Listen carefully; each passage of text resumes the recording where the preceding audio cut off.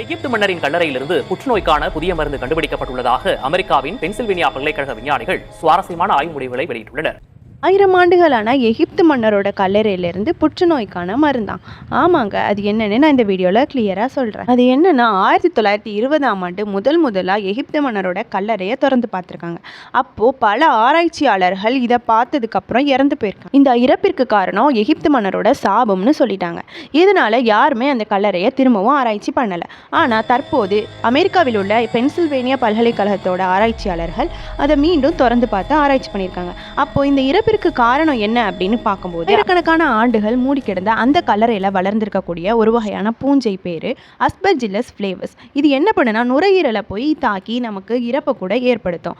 இந்த பூஞ்சை அங்கே மட்டும்தான் இருக்கா அப்படின்னு பார்த்தா பல நாள் பட்ட மக்கும் நிலையில் உள்ள விதைகள்லையும் தானியங்கள்லையும் கூட இது அதிக அளவில் இருக்கு. சரி, இது எப்படி கேன்சருக்கு மருந்தா பயன்படுது அப்படின்னா, இது ப்ரொடியூஸ் பண்ற ஒரு வகையான நச்சுப்பொருள், அதாவது அஸ்பரிமைசின் சொல்றாங்க. இது எப்படி பயன்படுதுன்னு சொல்றாங்கன்னா, கேன்சர் செல்லானது மிகவும் வேகமாக மல்டிப்ளை ஆகக்கூடியது. இதற்கு உதவியாக இருக்கக்கூடிய மைக்ரோடியூபில் இந்த காம்பவுண்ட் பிளாக் பண்ணுறதுனால வளர்ச்சியை தாமதப்படுத்தலாம் அப்படின்னு சொல்கிறாங்க. ஆனால் இது எல்லா புற்றுநோய்களுக்கும் உதவுமான்னு கேட்டால் கண்டிப்பாக கிடையாது. இது இரத்த புற்றுநோய்க்கும் எலும்பு மஞ்சை புற்றுநோயை கட்டுப்படுத்த மட்டும்தான் உதவுது. ஆனால் என்ன, இது இன்னும் பயன்பாட்டுக்கே வரல.